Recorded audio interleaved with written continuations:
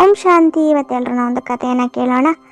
ಒಂದೂರಲ್ಲಿ ಒಬ್ಬ ದೊಡ್ಡ ರಾಜ ಮಹಾತ್ಮ ಬುದ್ಧನನ್ನ ಏನು ಮಾಡ್ತಾನೆ, ಅವನನ್ನು ಮಿಲನ ಮಾಡ್ಲಿಕ್ಕೆ ಹೋಗ್ತಾನೆ. ಮಿಲನ ಮಾಡ್ಲಿಕ್ಕೆ ಹೋದಾಗ ಮಹಾತ್ಮ ಬುದ್ಧನನ್ನ ಮಿಲನ ಮಾಡಕ್ಕೆ ಹೋಗ್ಬೇಕಂದಾಗ ಅವನೇನು ಮಾಡ್ತಾನೆ, ಬಹಳ ಮನಸ್ಸಿನಲ್ಲಿ ಶ್ರದ್ಧೆಯನ್ನು ಇಟ್ಕೊಂಡು ಒಂದು ಪ್ರೇಮದ ಹಾರ, ಅಂದರೆ ಬಹಳ ವ್ಯಾಲ್ಯೂಬಲ್ ಆದಂಥ ಒಂದು ಮುತ್ತಿನ ಹಾರವನ್ನು ಮತ್ತು ಇನ್ನೊಂದು ಗುಲಾಬಿ ಹೂವನ್ನು ತಗೊಂಡು ಹೋಗ್ತಾನೆ.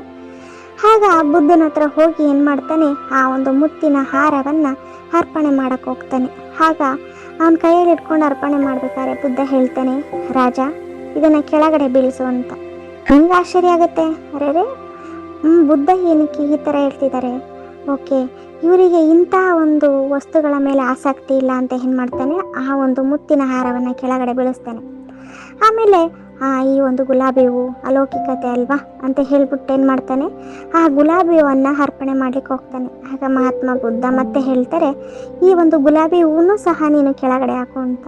ಆಗ ಇವನಿಗೆ ಆಶ್ಚರ್ಯ ಆಗುತ್ತೆ, ಅರೆ ಈ ಎರಡನ್ನೂ ಸಹ ನಾನು ಕೆಳಗೆ ಹಾಕಿದರೆ ಮತ್ತೆ ರಾಜ ಅಂದರೆ ಬುದ್ಧನಿಗೆ ನಾನು ಅರ್ಪಣೆ ಮಾಡೋದಾದ್ರೂ ಏನು.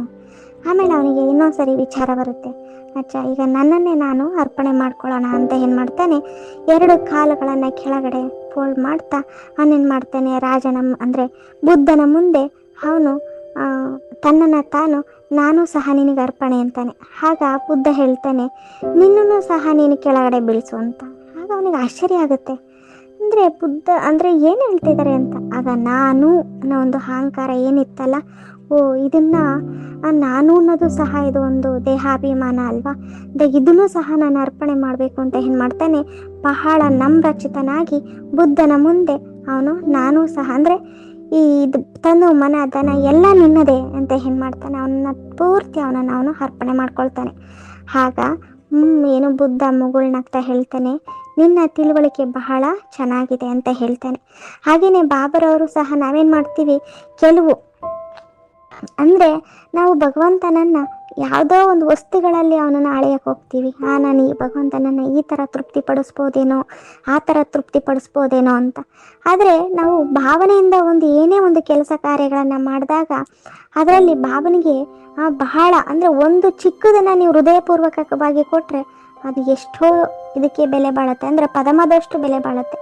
ಆದರೆ ನಾವೇನು ಮಾಡ್ತೀವಿ, ಮನಸ್ಸಿಲ್ಲದೆ ಕಾಟಾಚಾರಕ್ಕೆ ಏನಾದರೂ ನಾವು ಕೊಡ್ತೀವಿ ಅಂದಾಗ ಅದು ಬಾಬನಿಗೆ ಸಲ್ಲಲ್ಲ. ಯಾಕೆಂದರೆ ಕೊಟ್ಟಿದ್ದಕ್ಕೆ ಏನೋ ನಾವು ಕೊಟ್ಟಿದ್ದೀವಿ ಅನ್ನೋ ಒಂದು ತೃಪ್ತಿ ಇರ್ಬೋದು, ಬಿಟ್ಟರೆ ಅದಕ್ಕೆ ಪ್ರತಿಫಲ ಸಿಗಲ್ಲ. ನಾವು ಏನೇ ಮಾಡ್ತೀವ, ಅಥವಾ ಒಂದು ಬಾಬರವ್ರ ಸೇವೆ ಅಂದ್ಕೊಳ್ಳಿ, ತನು ಇರ್ಬೋದು, ದನ ಇರ್ಬೋದು, ಮನಸ್ಸಿರ್ಬೋದು, ಯಾವುದೇ ಒಂದು ಮಾಡ್ತೀವಿ ಅಂದರೆ ಅದನ್ನು ಹೃತ್ಪೂರ್ವಕವಾಗಿ ಮಾಡಬೇಕು. ಯಾವಾಗ ಹೃತ್ಪೂರ್ವಕವಾಗಿ ಮಾಡ್ತೀವೋ ಆಗ ಹೃದಯಪೂರ್ವಕವಾಗಿಯೇ ಸಿಗುತ್ತೆ. ಆದರೆ ನಾವು ಭಾವನೆ ಇಲ್ಲದೆ ನಾವು ಏನೇ ಮಾಡ್ತೀವಿ ಅಂದರೆ ಅದು ಅವನಿಗೆ ಸಲ್ಲಲ್ಲ. ಅದಕ್ಕೆ ಸಹ ಯಾರು ಬಸವಣ್ಣನವರು ಹೇಳ್ತಾರಲ್ವ, ನಾಯಿ ಹಾಲು ಪಂಚಾಮೃತಕ್ಕೆ ಸಲ್ಲದಯ್ಯ. ಅಂದರೆ ಅರ್ಥ ಏನಪ್ಪ ಅಂದರೆ, ನೋಡಿ ನಾವು ಆಸೆ ಇಚ್ಛೆಗಳನ್ನು ಇಟ್ಕೊಳ್ತೀವಿ, ಅಂದರೆ ಭಗವಂತನ ಮೇಲೆ ನಾನು ಇಷ್ಟು ಕೊಟ್ಟಿದ್ದೀನಲ್ಲ, ನೀ ನನಗೆ ಇಷ್ಟು ಕೊಡು ಅಂತ ಅಂದಾಗ ನಾವು ಮಾಡೋದು ನಮ್ಮ ಡ್ಯೂಟಿ, ಯಾಕೆಂದರೆ ನಮ್ಮ ಕರ್ತವ್ಯ. ಕೊಡೋದು ಬಿಡೋದು ಅವನಿಗೆ ಬಿಟ್ಟಿದ್ದಲ್ವ.